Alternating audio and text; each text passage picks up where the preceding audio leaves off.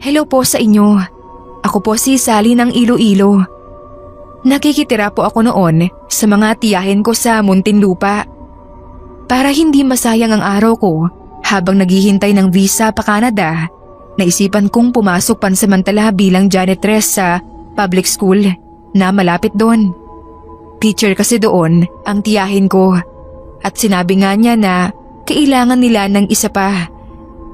Dalawa ang kasalukuyan nilang janitor, si Mang Hular at si Ate Nita na nasa kulang 70 na ang edad. Matagal na raw iyon doon at halos doon na tumanda.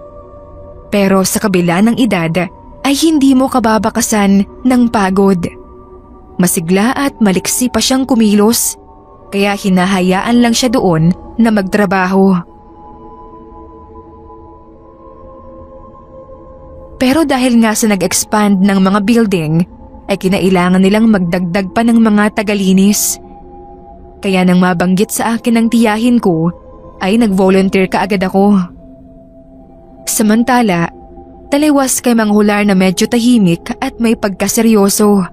Si Ate Nita naman ay energetic at masayahin. Mahilig siya sa mga borloloy at makukulay na ipit sa buhok.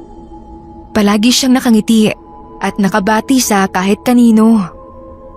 Madali ko siyang nakapagpalagayang loob. Biyuda pala siya at wala ding anak.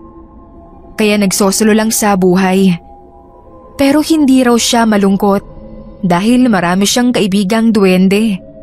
Isa iyon sa madalas niyang ikuwento na noong una ay tinatawanan ko lang hanggang sa nakita nga mismo ng dalawang mata ko.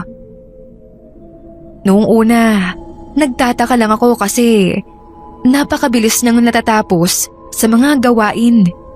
Kung sa akin na bata-bata pa, matagal-tagal din bago pa ako makatapos sa isang room o sa kahit na anong facilities doon na nililinis ko. Pero kay Ate Nita, saglit na saglit lang. Pero kita mo namang nalilinis niya talaga ng maayos. Isang araw, sa library raw siya maglilinis. Nasilip ko yun na magulo at makalat dahil galing doon ang grupo ng mga pasaway na estudyante. Katabi noon ang school clinic. Nalilinisin ko naman, kaya nakita ko pa siyang pumasok sa library. Pagpasok niya, ay naisipan ko siyang sundan. Pagbukas ko ng room, ay hindi ko siya agad nakita. Pero nakita ko na yung mga nakatumbang libro ay tumatayo at kumihilera sa shelves na parang may nagsasalansan dito. Siyempre, expect kong si Ate Nita yon. Pero laking gulat ko nang mapatingin ako sa sulok at makita ko roon si Ate Nita na nagpupunas ng mga lamesa at bangko. Bigla akong napalingon sa mga libro at nakita ko na parang may maliit na anino na biglang lumundag mula sa mga kabinet. Hindi ko nakita mismo yung may-ari ng anino. Pero doon pa lang ay kita ko nang kahulma sila ng tao. Maliit nga lang. Noon ay nakita na ako ni Ate Nita at natuwa pa siya dahil nga makikilala ko na raw ang mga kaibigan niya. Sabay hagikgik niya ng tawa. Hindi agad ako nakapagsalita noon. May isang parte ng isip ko na nagsasabi na mukhang may something nga si Ate Nita. Pero may isang parte din na nagsasabi na totoo ang sinasabi niya na may kaibigan siyang duwende at yun ang may-ari ng maliit na anino na nakita ko. Dahil sa takot ay bigla akong napalabas ng library. Sabi ni Mang Hular, noon pa man ay usap-usapan na sa buong school ang kakaibang kinikilos ni Ate Nita. Maging ang mga teacher daw ay duda rin kung nasa normal pa ba ang pag-iisip niya. Dahil nga sa paulit-ulit niyang kinukwento yung tungkol sa kaibigan niyang duwende. Pero maliban doon, normal naman siyang kausap at nagagampanan niya ng husto ang trabaho niya. Kaya hindi na lang nila pinapansin ang mga sinasabi nito as long as hindi naman daw nakakaapekto sa mga estudyante. Isang beses nagkaroon ng malakas na bagyo. Maraming lugar ang binaha, kabilang na ang school na yon. Suspindido ang klase hanggat hindi nalilinis ang buong school. Kaya nung paghupa ng baha, agad akong pumunta doon para makatulong. Pero wala si Mang Hular doon dahil nalubog ng husto ang bahay niya. Pagdating ko doon sa school, ang laki talaga ng gulat ko dahil malaking porsyento ng school ang nalinis na. Bago pa lang nagpatawag ng tulong noon ang prinsipal at tanging si Ate Nita lang pala ang nag-uumbisang maglinis. At ayun nga, at halos kaunti na lang ang lilinisin namin. Pagpasok ko sa principal's office, doon ko nakita ang katulong ni Ate Nita, yung sinasabi niyang kaibigan niya. Isang maliit na tao na may mahabang tenga at nakasuot ng makulay na damit, kagaya ng mga ribon sa ulo ni Ate Nita. Hindi ko alam kung paano niya ginagawa. Basta nakikita kong mabilis na naaayos at nalilinis mag-isa ang mga bagay doon. Habang tuwang-tuwa lang namang nakamasid si Ate Nita at kung minsan ay napapapalakpak pa. Napatingin sa akin ang maliit na tao at doon ako nawalan ng malay. Hanggang ngayon na nakailang balik na ako sa ibang bansa, ay hindi ko pa rin nakakalimutan ang kaibigan ni Ate Nita.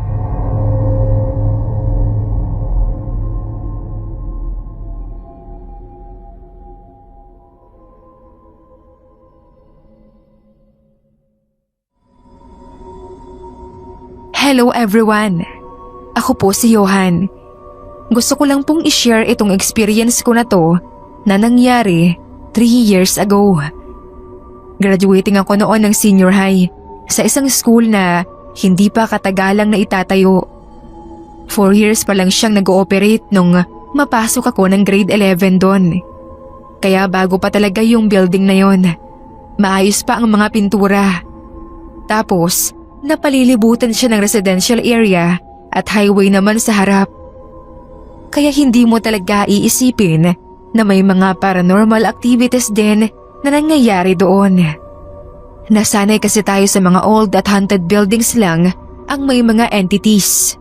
So, nung napasok ako roon, ay isa sa unang naka-vibes ko ay ang guard na si Kuya Desto at janitor na si Kuya Ramil. Malapit talaga ako sa mga matatandang lalaki, lalo at mababait. Kasi nakikita ko sa kanila ang lolo at tito ko na kinalakihan ko. Anyways, nung mag-start pa lang iyong school year, ay marami na akong nadidinig ng mga kwento tungkol sa mga paranormal things na nai-experience ng mga kapwa ko students noon. And syempre, hindi ako naniniwala kasi nga, kung titignan mo yung school namin, ang positive ng vibes niya. Makulay, maingay, masaya. Pero one time, may classmate ako na nagkwento at talagang takot na takot siya. Nangyari daw iyon sa dulong CR sa ground floor. Galing daw siya sa kantin noon. Pagkapasok niya sa CR, mag-isa lang siya sa loob. Pumasok daw siya sa pangalawang cubicle at umihi. Nasa kalagitnaan pa lang daw siya nang may nakita siyang shadow mula sa dulo na mabilis na dumaan. Nagulat siya kasi alam niyang walang tao dahil nakabukas lahat ng cubicle. Napatigil daw yung pag-ihi niya noon pero pinilit pa rin niya na ilabas.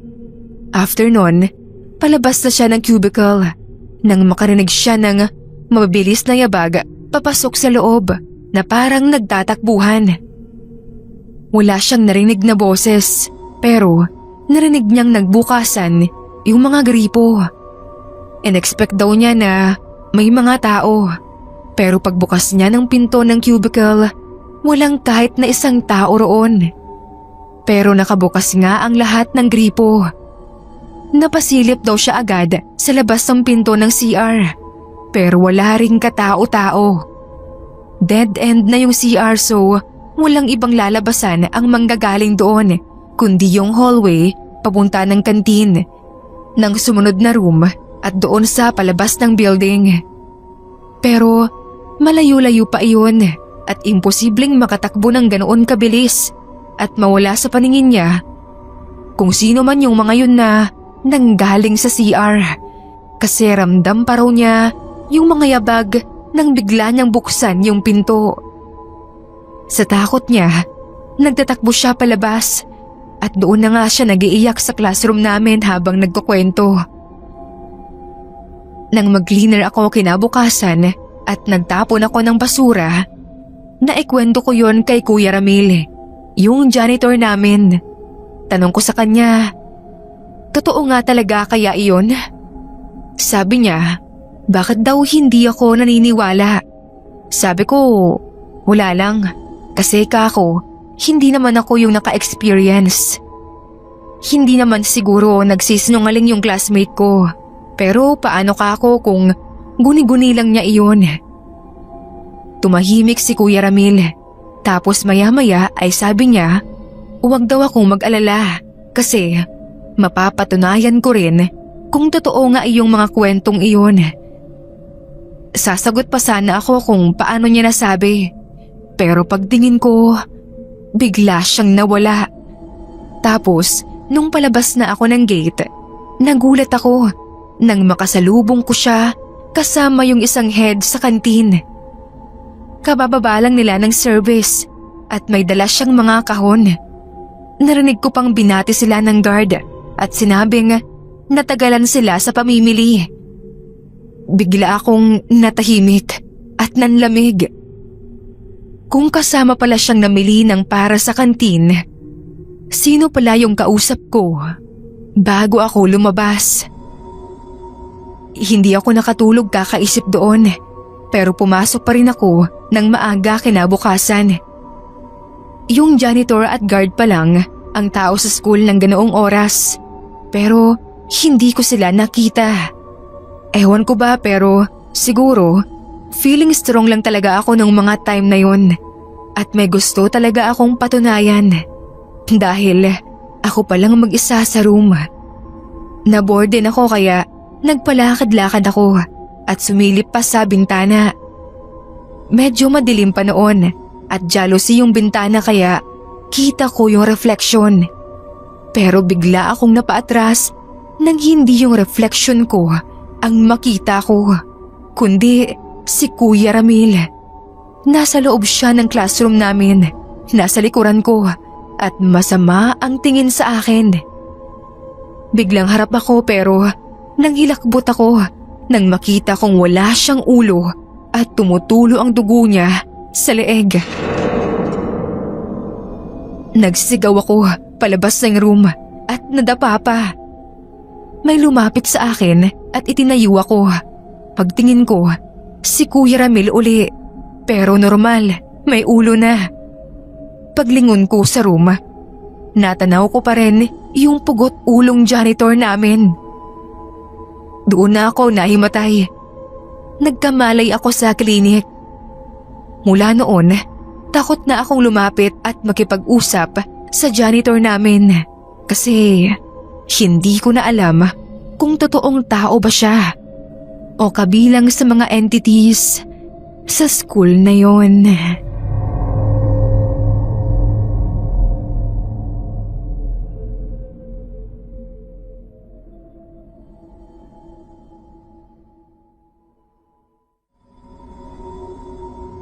Ako po si Eyan ng Bulacan.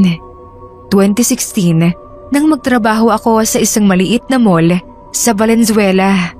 At doon ako naka-experience ng mga hindi ko malilimutang karanasan.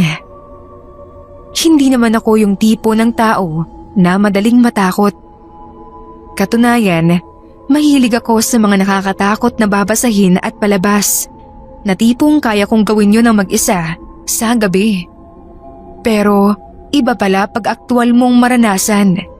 At doon pa talaga sa mall na iyon na hindi ko inaasahan dahil palaging matao. Bukod kasi sa maliit lang, malapit sa residential area. Kaya karamihan ng pumapasok doon ay yung mga nagpapalamig o nagpapalipas lang ng oras at hindi naman talaga mamimili. Parang ginawa nilang tambayan at laruan ng mga bata. Kaya unang nalugi yung amusement doon kasi ang daming mga rides at machine na nagkanda sira-sira dahil sa makukulit na kabataan na napakahusay manduga. Nagagawa nilang maglaro at sumakay nang hindi bumibili ng token. Kesa sumakit yung ulo ng may-ari, binitawan na lang yung amusement. Pero nanatili pa roon ng ilang buwan yung mga rides at machine kasi sa pagkakaalam ko ay hinold iyon ng admin. Doon nagumpisa sa pagsasara ng amusement ang mga kakatuwang pangyayari sa loob ng mall na kadalasan ay sa gabi kung kailan ako ang palaging naka-duty. Nagsasalitan lang kasi ako sa 2 to 10 at graveyard shift. Sa araw ay normal na mall lang siya, matao, maingay. Pero pagdating ng gabi ay biglang tahimik yun. Maliban sa 4th floor na may billiards at inuman sa mga KTV room na naka-soundproof naman. Pero mula ground floor hanggang 3rd na pinaka-shopping mall ay sobrang dilim at tahimik.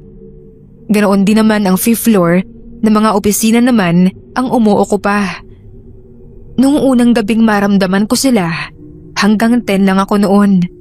Mula 4th ay naghahagdan lang ako pababa para madaanan ko ang lahat ng area ko at siguruhin na wala akong naiwang dumi o gamit.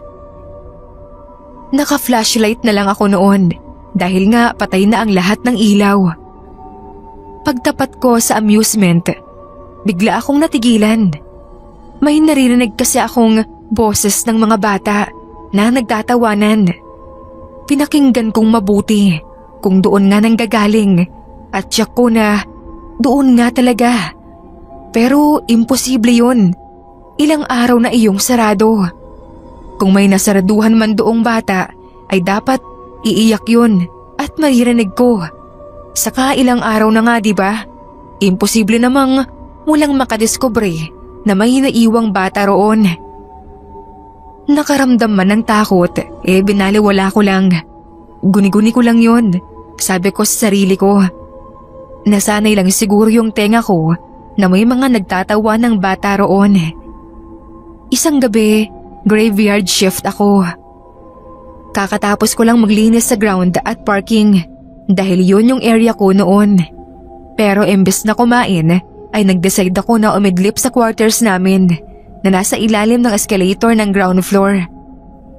Pero hindi pa katagalan ay naalimpungatan ako nang makarinig ako ng malalakas na yabag sa escalator. Parang may mga taong nagpapanihik panaog. Inisip ko na baka mga taga-maintenance lang yun. Pero kasi nainis na ako.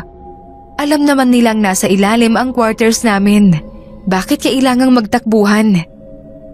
Nang maisip ko yung salitang takbuhan, bigla akong napabalikwas.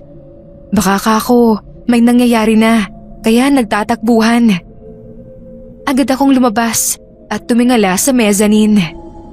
Kitang-kita ko na may 3 bata roon na nakatayo sa puno ng escalator at mga nakangisi.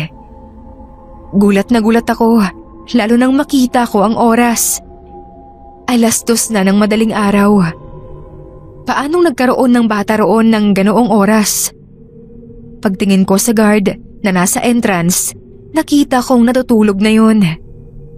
Nandoon pa rin ang mga bata sa itaas at naghahagik-gikan habang nakatingin sa akin.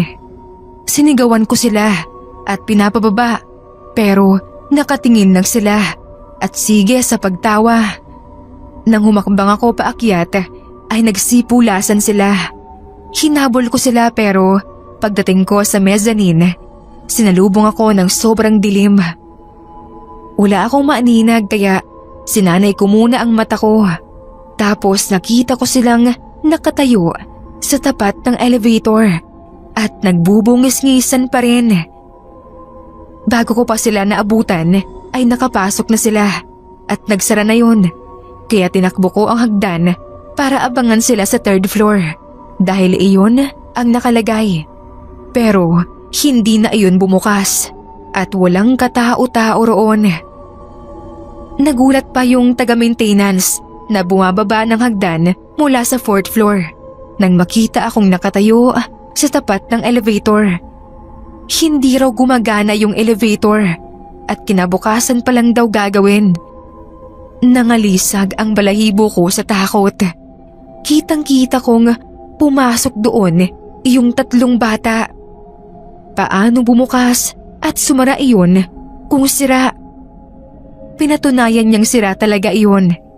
Pero ang mas issue doon, sino yung 3 batang iyon at bakit sila naroon ng ganoong oras? Sa huli ay nalaman ko na ako lang pala ang nakakakita sa kanila dahil mga kaluluwa na lang sila na namatay sa sunog sa katabing squatters area. Pero dahil palagi silang tambay sa mall na yon, ay doon nila piniling mamalagi.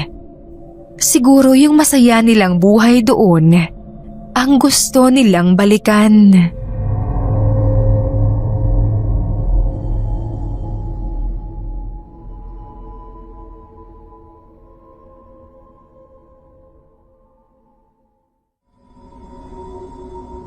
Ako po si Jaisel, kasalukuyang OFW sa Dubai. Year 2009 nang mangyari ang kwentong ibabahagi ko sa inyo. Janitor noon si tatay sa isang pribadong kumpanya nang makiusap ako na maging reliever niya. Pumayag naman ang boss niya dahil matagal nang naninilbihan si tatay sa kanila at kilala na rin nila ako mula pagkabata. Madalas kasi akong dalhin ni tatay doon kaya kakilala ko na ang mga tauhan at kabisado ko na rin ang loob at labas ng building. Sa likod ng building kung saan naroon ang bahay ng may-ari ay may malaking puno ng nara. Kapag sinasama ako ni tatay doon, madalas ay sa ilalim ng punong iyon ako nakatambay. Palagi akong binabawalan ni tatay dahil baka daw may nakatira doon. Pero wala naman akong nakita o naramdaman. Tapos kung kailan nga ako lumaki na, ay saka pa ako naka-experience ng kababalaghan sa punong nara na iyon. May sakit noon si tatay, kaya ako muna ang pansamantalang pumalit. May 2 buwan din akong nag-reliever sa kanya. Nung hapon na yon, habang nakabreak ako, naisipan kong tumambay sa puno. Matagal-tagal na rin akong hindi nakakaupo doon mula nang mabisi sa pag-aaral.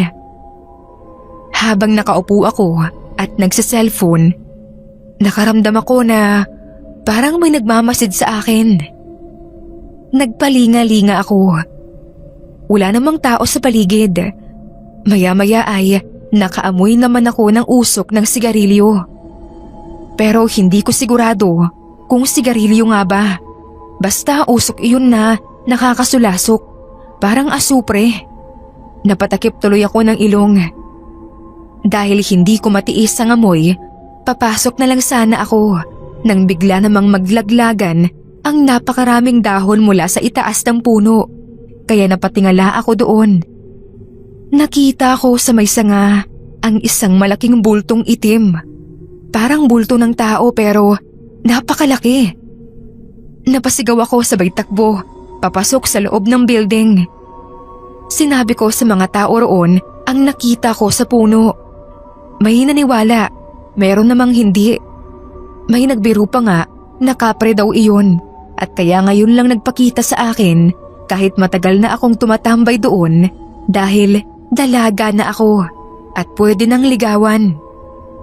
Hindi ko alam kung seseryosohin ko ba yung biro, pero yung takot ko talagang seryoso. Naalala ko nung palagi akong sinasaway ni tatay doon sa pagtambay ko. Nakita niya rin siguro iyon kaya sinasaway niya ako. Ilang araw pang may sakit ang tatay ko noon, kaya hindi ko masabi sa kanya ang nakita ko. Pero mula noon ay hindi na ako gumagawi sa likod. Kung talagang kailangan ko maglinis doon, ay nakikiusap ako kay Kuya Toto na guard na samahan ako saglit.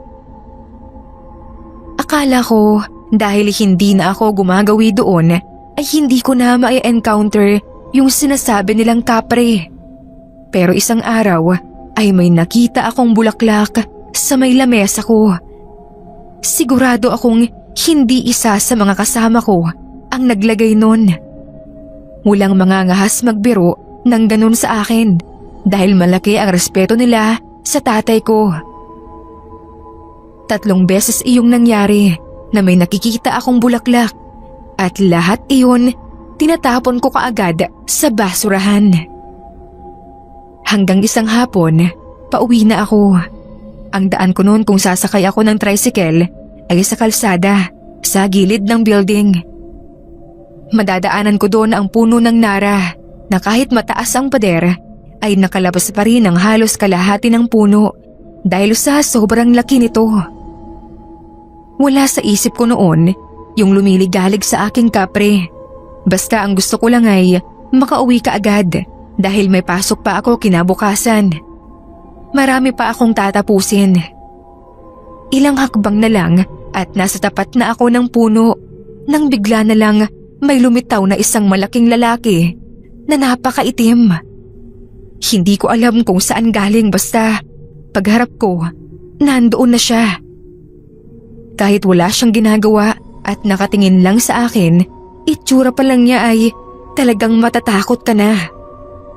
Malayo-layo pa ako noon sa paradahan ng tricycle at walang ibang taong dumaraan. Diretso lang yung tingin ko noon pero hindi ko alam kung bakit bigla na lang akong napatingin sa mukha niya at sakto pa sa mata niya na nakita ko na pulang-pula.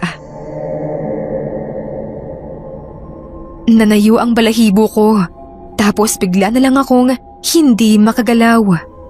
Pakiramdam ko ay nanigas ang buong katawan ko. Huling natatandaan ko na lang bago ako nawalan ng malay ay malapit na sa akin yung lalaki dahil langhap ko pa yung mainit at amoy asupreng hininga niya. Nung nagkamalay ako ay nasa bahay na ako at may albularyo na pinatawag daw ni tatay. Ayon dito, nagugustuhan nga raw ako ng isang kapre. Pinagalitan ako ni tatay dahil hindi ko raw sinasabi sa kanya ang nangyayari.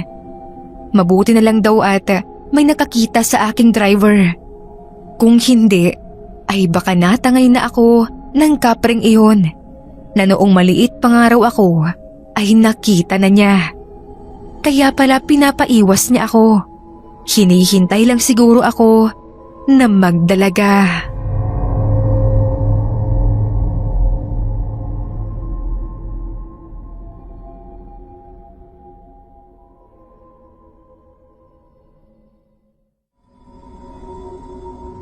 Magandang buhay mga kapasta.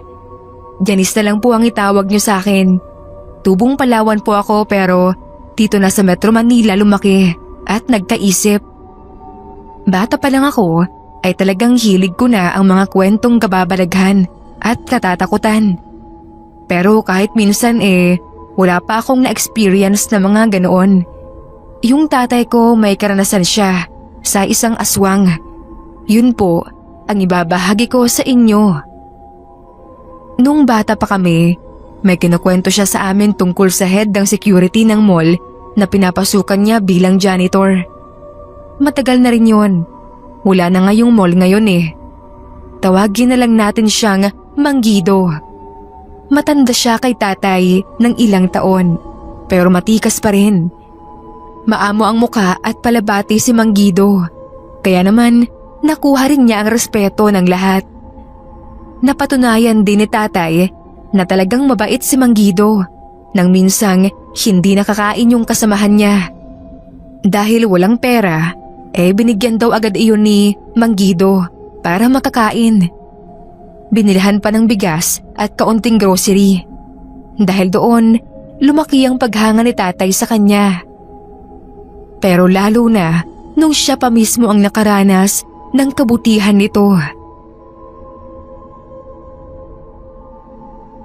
Birthday ko nun at nakapangako siya sa akin na bibilihan niya ako ng cake.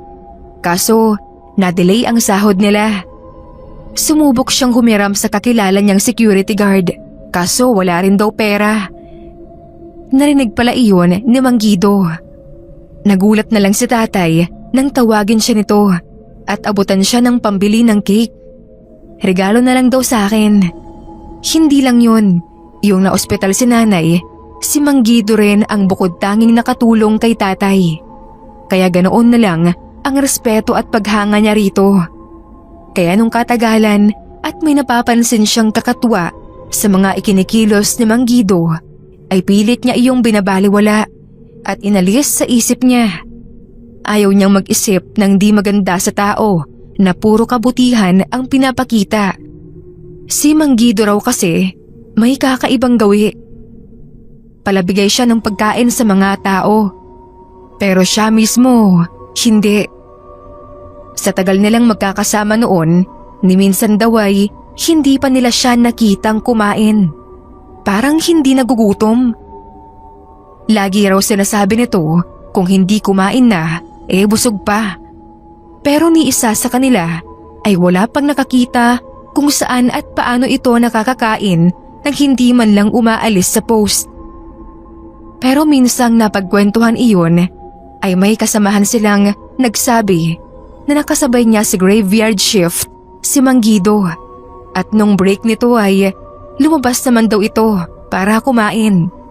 Pero maliban doon ay may iba pang kakatuwang kilos si Mang Guido na mas napansin naman ni tatay noong panggabi siya at magkasama sila nito. Una niyang napansin ay ang kakaibang amoy nito. Malansa daw na hindi mawari. Hindi naman daw ganoon ang amoy nito sa araw. Kung kailan gabi na, ay saka naman parang nakulob ang amoy. Tapos minsan daw ay nakita niyang ang tagal nakatingala at nakatitig sa buwan na parang malungkot. Habang tinitignan daw niya mula sa ibaba, ay nagtataka siya kung bakit parang iba ang tingin niya dito. Natakot pa nga raw siya noong una at naisip na baka aswang si Mang Guido. Dahil tingin daw talaga niya ay nagmistulan itong halimaw sa kapal ng buhok at balahibo sa katawan. Ipinilig-pilig daw niya ang ulo niya at baka guni-guni niya lang. Pagtingin niyang muli ay normal na daw ang itsura nito. Siya na din ang nahiya sa kanyang sarili na pinag-iisipan niya ng ganoon ng napakabait na tao. Pero isang gabi, hindi raw niya akalain na may matutuklasan siya sa pagkatao ng matanda. Nagpaalam daw ito sa kanya na kakain lang. Tinanong pa nga daw siya kung anong gusto niya, pero magalang siyang tumanggi. Hindi naman daw niya alam kung bakit naisipan niya itong sundan. Ngunit, ganoon na lang ang pagkasindak niya nang makita niyang dakmain nito ng ganoon-ganoon lang ang isang asong gala at dinala sa madilim na parte ng kalsada. Umingit lang sandali ang kawawang aso, tapos ay wala na siyang nadinig kundi ang malakas na pagngasab dito ni Mang Guido. Halos masuka raw siya sa nakita niya, pero sinikap niya na huwag makagawa ng anumang ingay. Nanginginig pa raw siya nang makabalik siya sa mall. Hindi siya makapaniwala na sa likod ng kabutihan ni Mang Guido ay nakatago pala ang lihim nitong pagkaaswang. Kaya pala hindi nila ito nakikitang kumakain ng normal dahil iba pala ang pagkain niya. Pero mabuti na lang at siya yung uri ng aswang na hindi tao ang kinakain. At sa kabila ng natuklasan ay pinili ng tatay ko na ilihim sa iba ang sekreto ni Mang Guido bilang pagtanaw ng utang na loob sa kabutihan nito.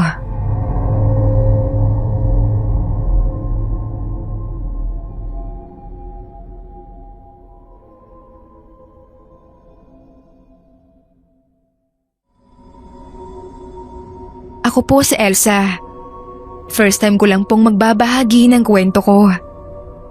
Tungkol po ito sa pangyayaring naranasan ko noong nagtatrabaho pa ako sa isang lumang eskwelahan sa probinsya namin bilang janitor sa school na yon. May isang kwartong tinatawag doon na Classroom 4A. Dito raw nagkaklase si Devon, isang estudyante na kilala sa pagiging bully.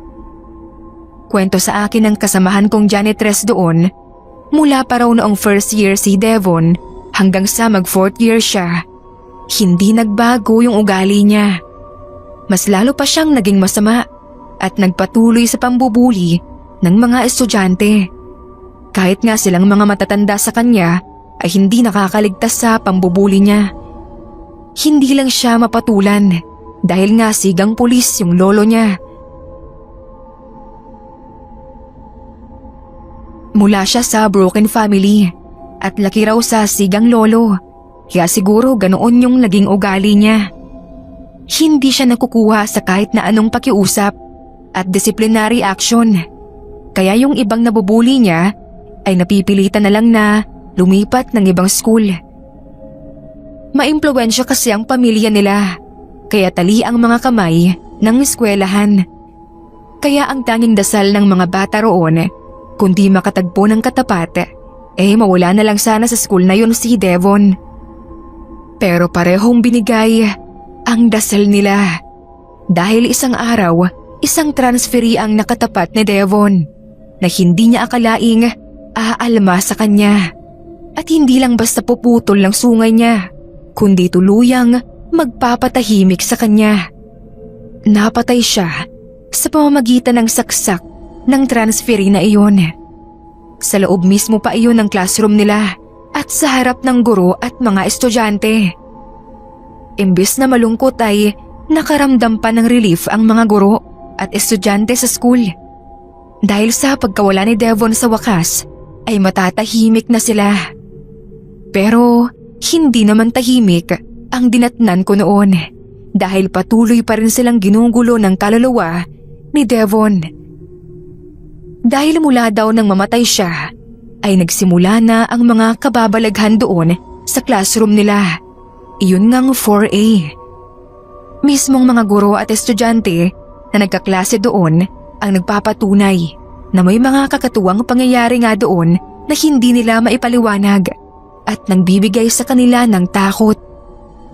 Kagaya na nga lang ng biglang paggalaw ng mga upuan na parang may humihila at mga kortina na kusa ring gumagalaw kahit walang hangin na parang may humihigit dito. Nangyayari daw iyon kahit sa kalagitnaan ng klase nila. Kaya madalas ay nagkakatakutan at nagtatakbuhan palabas ng classroom ang mga estudyante at guro. Nung makapasok ako doon, binalaan ako ng kasama ko tungkol doon na dapat daw ay matibay ang loob ko dahil baka hindi ko kayanin ang takot. Hindi ko lang sinabi sa kanya noon na may third eye ako at nakakakita ako ng iba't ibang mga entities. Pero oo, kahit kailan ay hindi ko makakasanayan ang kakayahan kong iyon dahil natatakot pa rin ako. Isang araw, habang naglilinis ako sa classroom 4B, nakadidinig ako ng tunog ng hinhilang upuan sa kabilang kwarto. Nakauwi na ang mga estudyante noon dahil magsi 6 PM na. Kaya sigurado ako na wala ng tao. Pansamantala din iyong pinasara muna ng prinsipal dahil kinatatakutan na, kahit na ng mga guro. Pero malakas ang tunog ng paghila ng mga bangko na parang sadyang iniingay. Maya-maya ay ibinalibag na iyon sa may dingding at may naririnig na akong malakas na sigaw ng isang lalaki. Ramdam ko ang pagtaas ng balahibo ko kaya nagmadali ako sa ginagawa ko para makalabas na ako. Madadaanan ko yung room na iyon pababa ng hagdan kaya iniwas ko ang tingin ko doon. Pero kung kailan makakalagpas na ako ay saka naman biglang bumukas ang pinto sa daraanan ko at bumungad doon ang isang lalaking estudyante. Nakasuot siya ng dugo ang uniforme. Nanginig ang katawan ko sa takot dahil alam ko na kaluluwa na lang siya. Mabalasik ang mukha niya at kitang puno ng bigat. Nakatingin siya sa akin pero biglang natigilan at napalitan ang ekspresyon nang mapansin niyang nakikita ko siya. Puno ng galit ang mukha niya pero malungkot ang mga mata. Hindi pa rin siguro natatahimik ang kaluluwa niya dahil sa nangyari sa kanya at dahil alam niya na mas marami pa ang natuwa kaysa nalungkot nang siya ay mamatay. Naisip ko na baka iyon ang dahilan kung bakit hindi siya matahimik. Kahit natatakot ay nilakasan ko ang loob ko at tinanong ko siya kung bakit hindi pa siya manahimik. Bakit patuloy pa rin siyang nanggugulo? Pero sa halip na sumagot ay malungkot siyang pumasok sa room, naupo at umiyak sa dalawang palad. Habang palayo ako sa room ay iniisip ko kung ano ang makapagpapatahimik sa kaluluwa ni Devon. Kasi ay nakakulong naman na ang pumatay sa kanya, kaya alam ko na may iba pa siyang kailangan. Nakipag-usap ako sa prinsipal at hiniling na dasalan at pamisahan ng classroom na iyon at patawarin na rin si Devon sa ikatatahimik ng kaluluwa. Nang gawin nga iyon ay unti-unti na ring nawala ang pagpaparamdam ng kaluluwa ni Devon.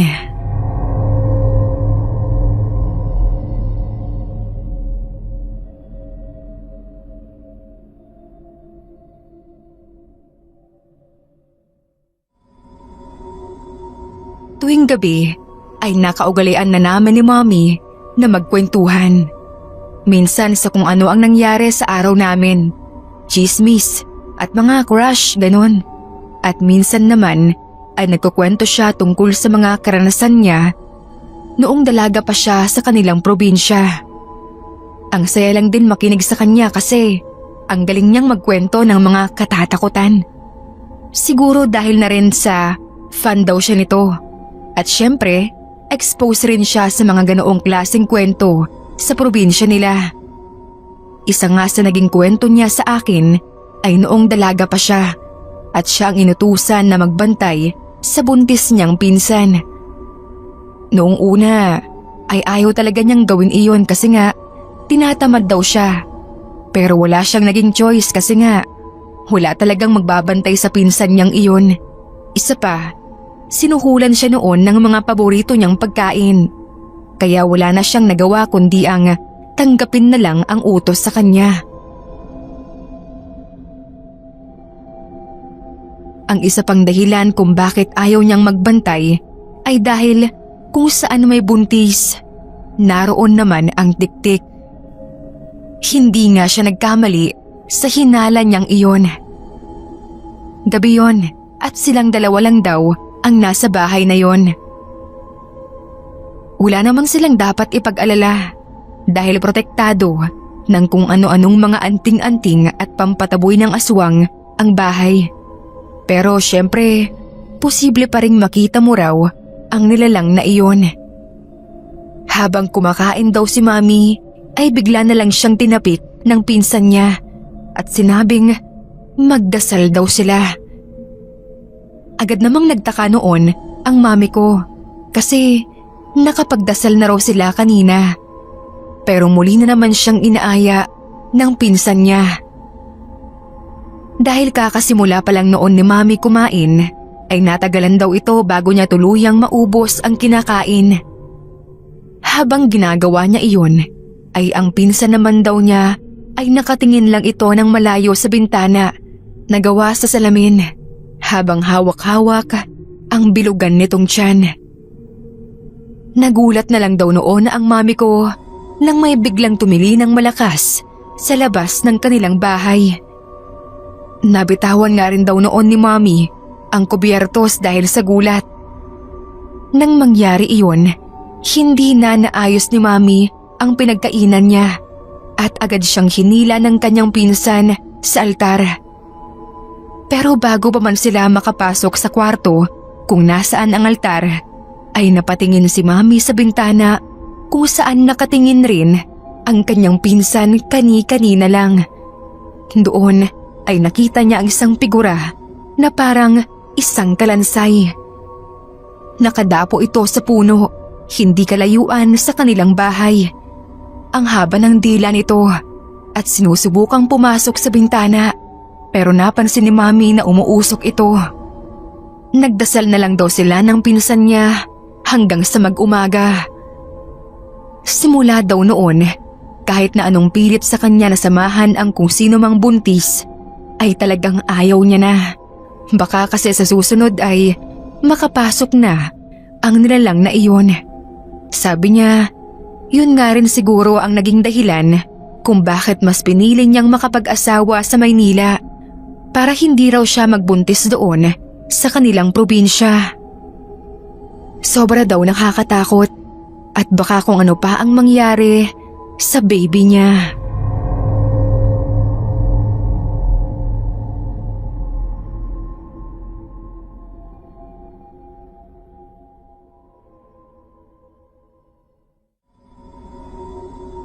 Tawagin niyo na lamang po akong Julie. At ang kwento ko naman ay karanasan ng papa ko na ikinuwento lang din niya sa akin. May-ari ng manukan dati sila papa sa probinsya nila doon sa Masbate. Iyon ang naging source of income nila hanggang sa makagraduate ang papa ko ng kolehiyo. Pero may time daw noon na yung manukan nila ay nagkaroon ng krisis. Paunti-unti daw na nawawala ang mga manok nila nang magkakasunod na linggo. Noong una isa o dalawa lang. Pero nung tumagal, grabe, ang dami na raw agad na halos mas marami na ang nabibilang nilang mga itlog kaysa sa mga manok na nangingitlog ng mga iyon. Si Lolo raw, tatay ni Papa, ang sinisisi sa mga pangyayaring iyon. Yung mga asong kalye, minsan kasi kinaumagahan ay tahol lang ang mga iyon o hindi naman kaya ay makikita mong nakatambay ang mga iyon may kalapitan sa manukan nila. Pero hindi raw naniniwala si Papa noon na ang mga aso ang may gawa noon kasi kung sila nga ay bakit daw noon lang nila ginawa iyon. Mas nauna pa raw ang mga pag-alagalang aso na iyon kesa sa manukan nila. At ni minsan, hindi pa raw ginagalaw ng mga aso na iyon ang mga alaga nilang manok. Kaya naman isang gabi, napagdesisyonan ng papa ko na bantayan daw ito. May dala-dala pa siyang flashlight noon at nakatago lang siya sa likuran ng kanilang manukan. Nagdaan ang mga oras, wala naman daw nangyari. At aalis na sana ang papa ko hanggang sa may narinig siyang kaluskos. Maya-maya lang din ay nagsiingayan na raw ang mga manok nila. Nakarinig daw ang papa ko ng mga yabag na paa. Kinakabahan man ay sinilip daw niya kung sino ang salarin sa mga nawawala nilang manok. Nang pagkasilip niya ay halos maduwal siya sa kanyang nasaksihan. Ang nilalang daw na merong nakakahindik na itsura, payat at may pakpak, ay isa-isang binali ang leeg ng mga manok nila para hindi na iyon makagawa pa ng mas malakas na ingay. Pagkatapos ay gamit ang matatalas daw nitong mga kuko, binubuksan daw nito ang tiyan ng mga manok at kinakain ang lamang loob. Pinigilan na lang daw noon ni Papa ang hininga niya hanggang sa tuluyan ng makaalis ang nilalang na iyon sa manukan nila. Hindi raw kasi alam ni Papa kung ano ang pwedeng mangyari kung pati siya ay makita ng nilalang na iyon. Nang mag-umaga na nga ay agad na sinabi ni Papa kay Lolo ang tungkol sa nilalang na iyon at sa kung ano ang ginagawa nito sa kanilang mga manok. Hindi na raw nila hinintay na maggabi at inilipat kaagad nila ang manukan ng mas malapit sa bahay kung saan nakikita raw nila ang buong sakop nito. Naghanda na rin daw sila noon ng mga pangontra sa aswang na iyon para kung sakaling bumalik iyon ay sina papa at lolo naman ang gagawa ng paraan upang pagbayarin daw ang nilalang na iyon sa perwisyong naitulot sa kanilang negosyo.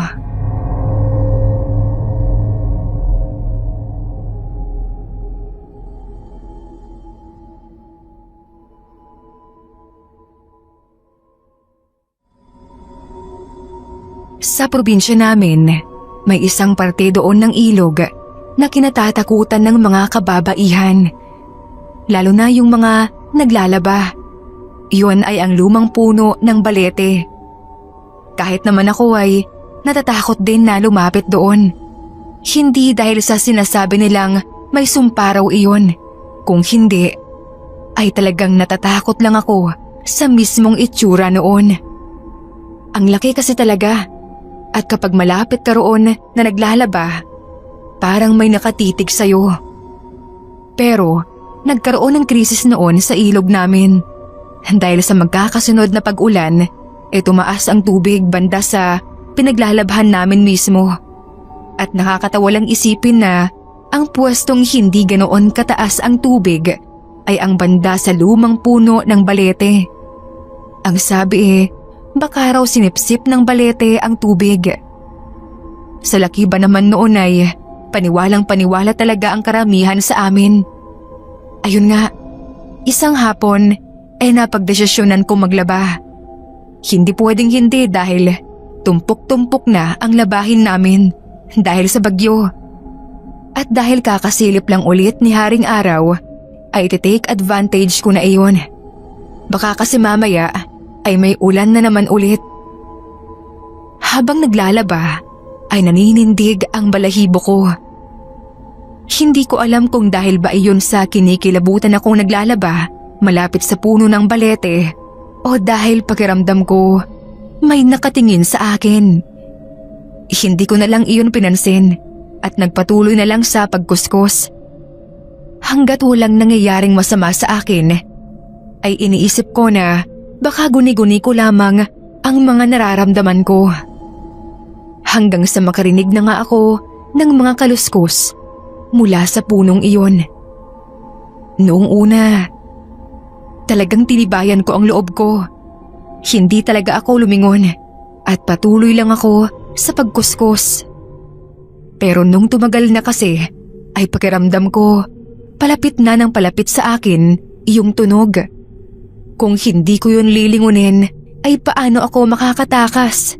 Diba? Kaya nilingon ko yun. Tumambad sa akin ang isang nilalang na parang paniki at nakasabit ng patiwarik sa isa sa mga sanga ng puno. Nang magtama ang mga mata namin, ay agad na binuksan niya ang kanyang bibig. Doon ay lumabas ang dila na sa bawat segundong lumilipas ay pahaba iyon ng pahaba. Hindi na ako naghintay ng kung ano pang himala nung mga oras na yon at agad ko nang iniwan ang labahan ko at walang lingon-lingong dumiretso sa bahay namin. Agad ko yung sinabi sa mister ko at saka sa mga iilan naming mga kapitbahay. Pinuntahan nila ang lugar na iyon pero wala naman daw silang nakita. Dumaan ang mga linggo. Napansin ko na sa tuwing naglalaba ako mag-isa ay nakikita ko ang nilalang na iyon sa Balete. Pero kung may kasama ako ay hindi siya nagpapakita. Sa tingin ko ay talagang ako ang target ng nilalang na iyon. Lalo na at nalaman ko ng mga sumunod na araw na buntis pala ako. Sa awa naman ng Diyos ay humupa na rin naman ang tubig sa pinaglalabhan namin na may kalayuan sa puno ng Balete na iyon. Kaya wala namang masamang nangyari sa akin o sa anak ko.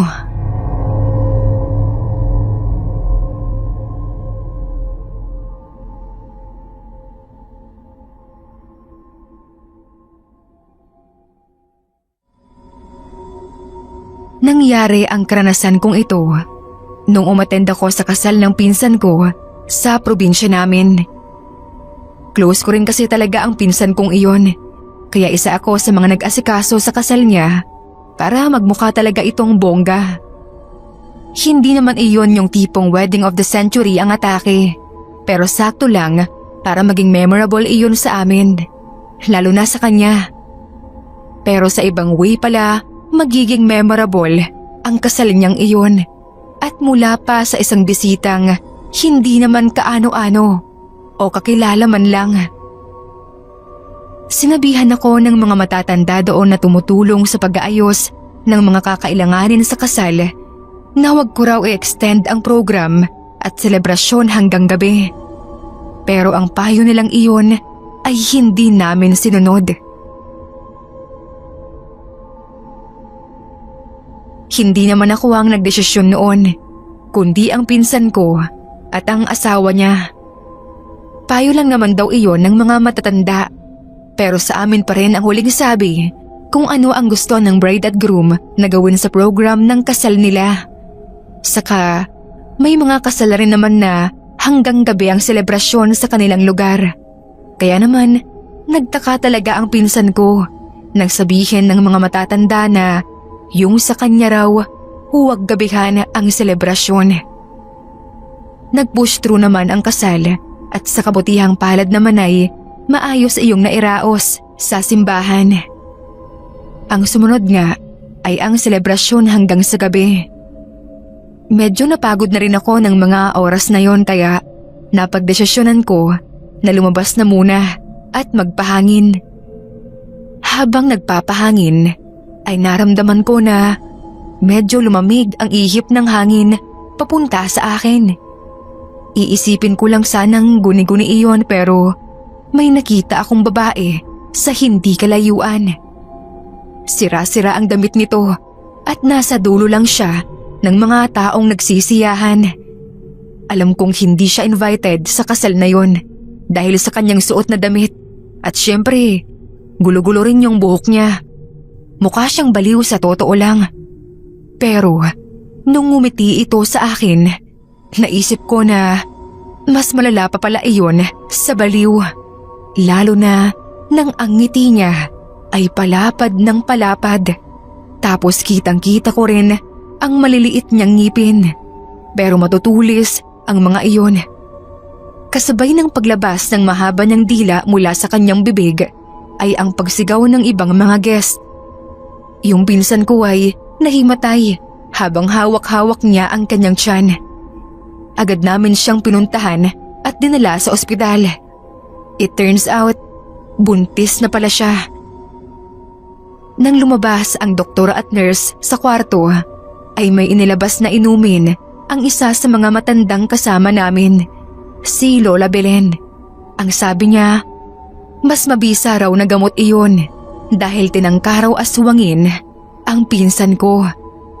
Balak daw nitong kunin sa tiyan niya ang baby niya, pero hindi iyon nagtagumpay dahil maraming tao. Doon ay naliwanagan ako sa kung anong klaseng nilalang ang nakita ko. Isa iyong tiktik. Isa pa, kaya pala sinasabi ng mga matatanda sa amin na huwag dapat kaming gabihin dahil alam nila at napakiramdaman na buntis ang pinsan ko.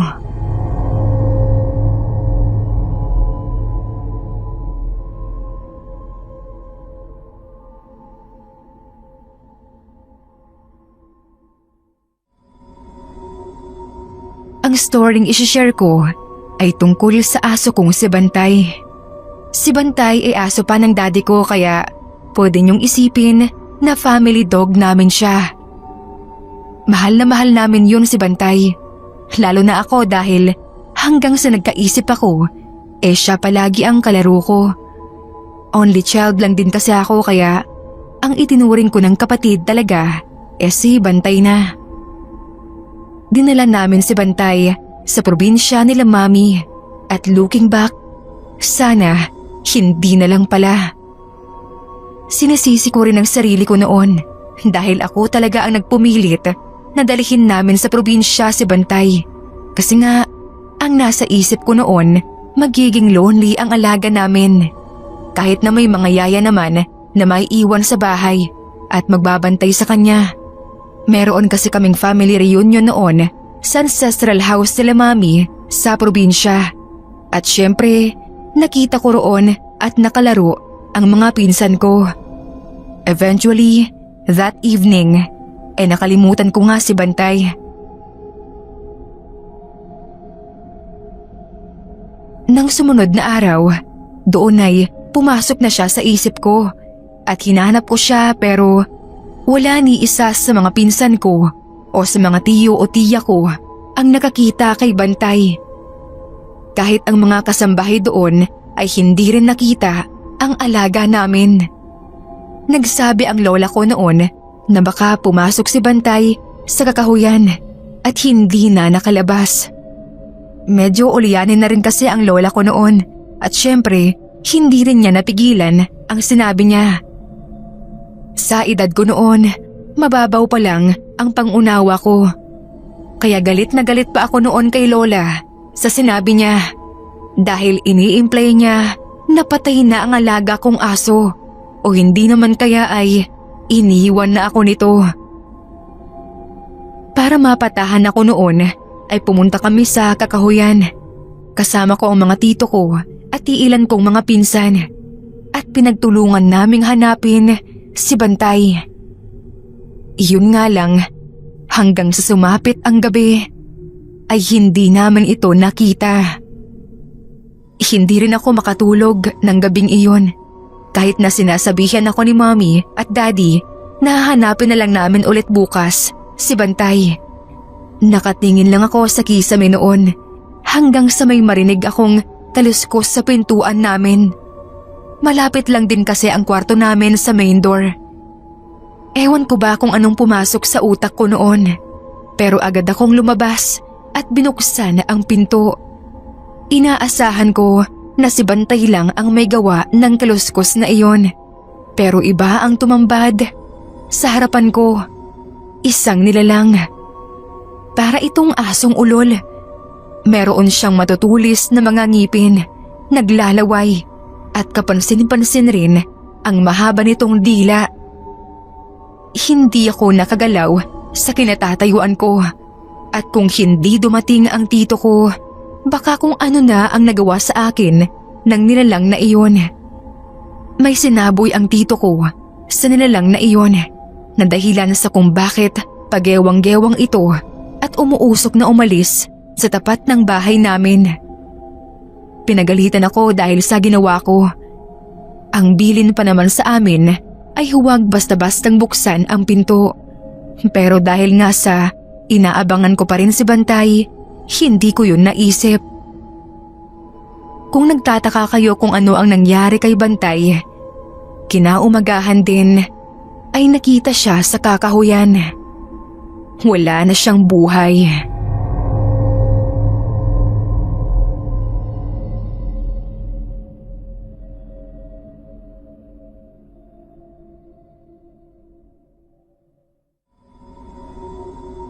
Ako si Jamia. Magandang umaga po. Kung naniniwala kayo sa tik-tik, ako rin po. May naging karanasan kami ng asawa ko nang mapatira kami sa bukid. Yung tiyuhin kasi niya ay lumuwas ng Maynila para asikasuhin ang negosyo ng pinsan niya. Kaya sa amin pinamahala ang bukid pansamantala at doon na rin kami pinatira sa bahay niya na malapit din mismo sa bukid. Matatanaw mo lang. Sakto naman kasi gusto ko na ring bumukod kami noon dahil buntis na ako. Kaso wala pa kaming pambukod kaya tamang-tama ang alok ng tiyuhin ng asawa ko na kami na muna ang tumira sa bahay niya. Sa bukid din nga pala niya nagtatrabaho ang asawa ko. Mga unang gabi pa lang namin doon ay nakakarinig na ako ng parang huni ng ibon. Hindi ko pa nga alam noon kung ano yun. Wala pa akong ideya tungkol sa tik-tik, pero alam ko naman na inaaswang talaga ang mga buntis. At ang nasa isip ko nga ay manananggal. Iba pala iyon sa tik-tik. Hindi ko na muna pinansin dahil parang pangkaraniwan lang naman ang huni ng ibon.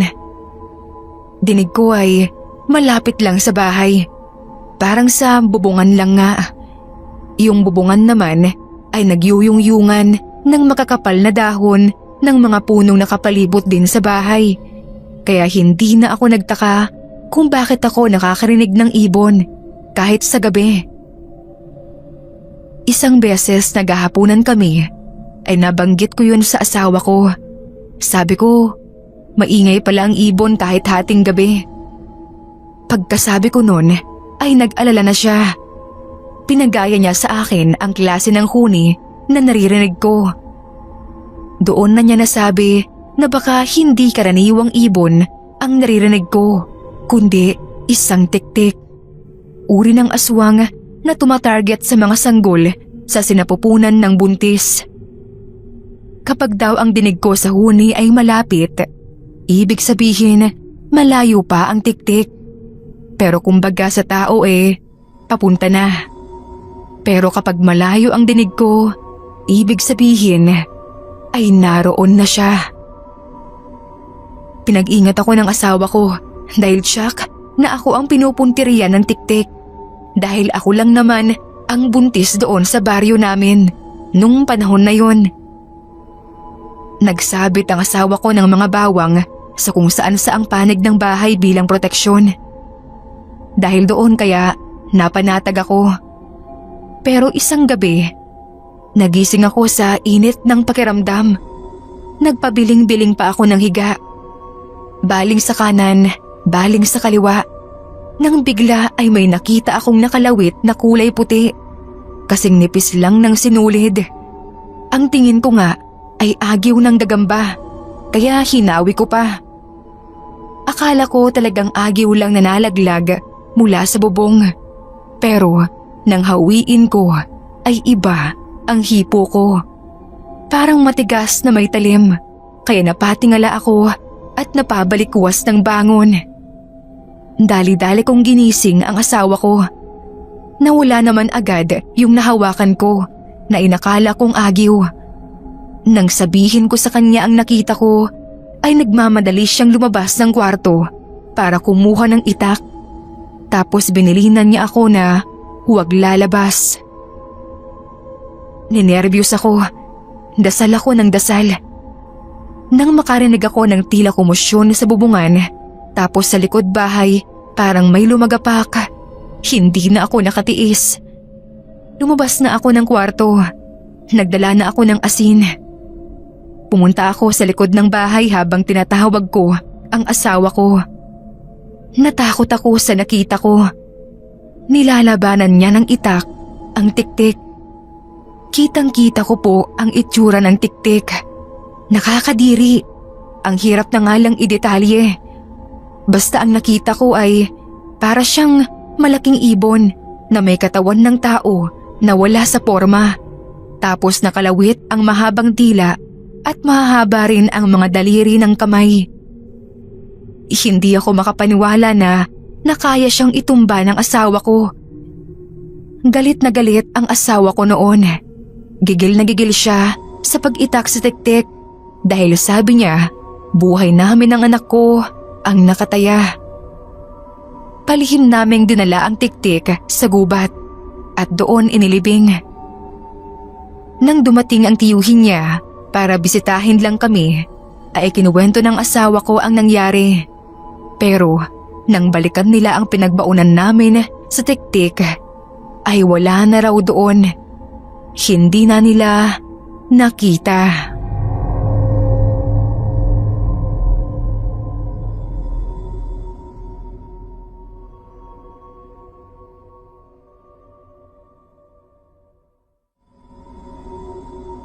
Masayang bati po sa inyo.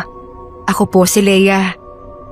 May bagong lipat po sa lugar namin dati na lagi kong napapanaginipan. Ako po yung tao na kapag nanaginip ay laging may connect sa tunay na buhay. Ilang beses ko na po iyong napatunayan. Tulad nung napaginipan ko ang tiyahin ko na kinuyog ng maraming bubuyog. Di naglipat buwan ay nabalitaan ko na nabarang siya at iyon na nga ang ikinamatay niya. Tapos, napanaginipan ko naman ang tatay ko na tinatangay ng alon. May nangyari nga sa kanya sa dagat, pero mabuti na lang at nailigtas pa siya ng mga kapwa mangingisda. Kaya naging palaisipan sa akin kung bakit ko napapanaginipan ang bagong lipat naming kapitbahay na si Aling Sedes. Kapag napanaginipan ko siya, kasunod nun ay nananaginip din ako ng tiktik. Iniisip ko tuloy na kung isa ba siyang tiktik. Mabait naman ang pakikitungo niya sa amin, lalo na sa nanay ko na kaidaran niya. Paano ko siya mapagdududahan kung wala siyang pinapakitang hindi maganda sa amin? Mahilig pa nga siyang magbigay ng ulam. Sabi niya, niluto raw niya. Hindi lang kami ang binibigyan niya, pati iba naming kapitbahay, kaya magiliw na magiliw sa kanya ang lahat. Hanggang sa isang gabi ay napalabas kami ng bahay dahil sa pagkakaingay na narinig namin.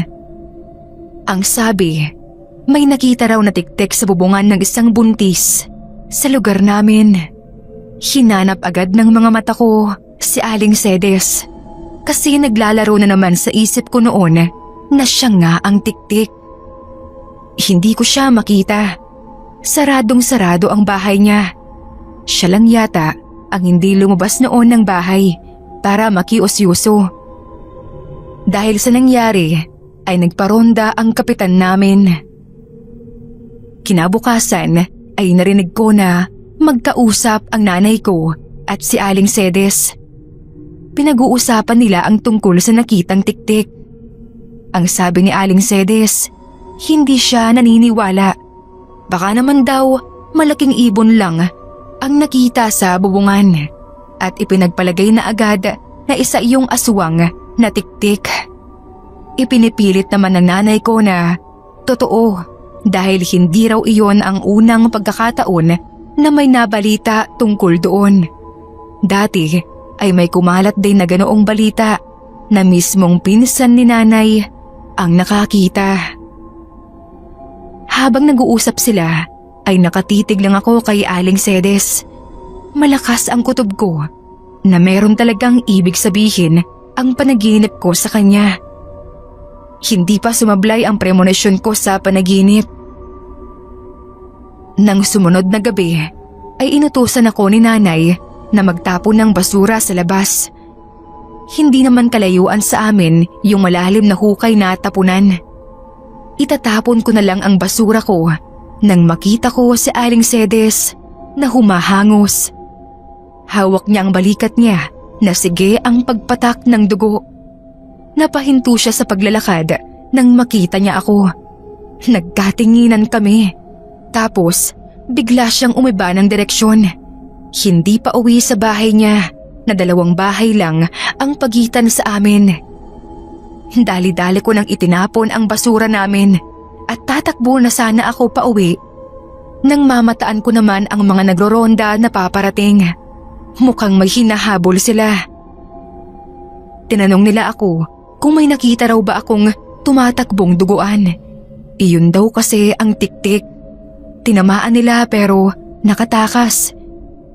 Itinuro ko yung direksyong tinungo ni Aling Sedes. Pero hindi ko sinabing siya iyon. Natakot din kasi ako eh.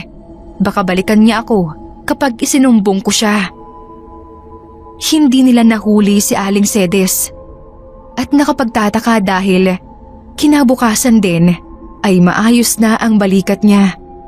Nakita ko, kaya takang-taka ako sa bilis ng pagpapahilom niya sa sugat. Nakipagkwentuhan na naman siya sa nanay ko. Nang saglit siyang iwan ng nanay ko para i-check ang niluluto, ay nilapitan ko siya. Hawak ko ang kutsilyong gamit ko sa paghihiwa ng gulay. Palihim kong sinabi sa kanya ang sekreto niya. Mamili ka ako siya. Aalis siya sa lugar namin o ibubulgar ko ang lihim niya. Tumingin lang siya sa akin nang makahulugan. Mga 2 araw matapos ko siyang pagbantaan ay nalaman ko kay nanay na wala na siya sa inuupahang bahay. Mula noon, hindi ko na muli siyang napaginipan.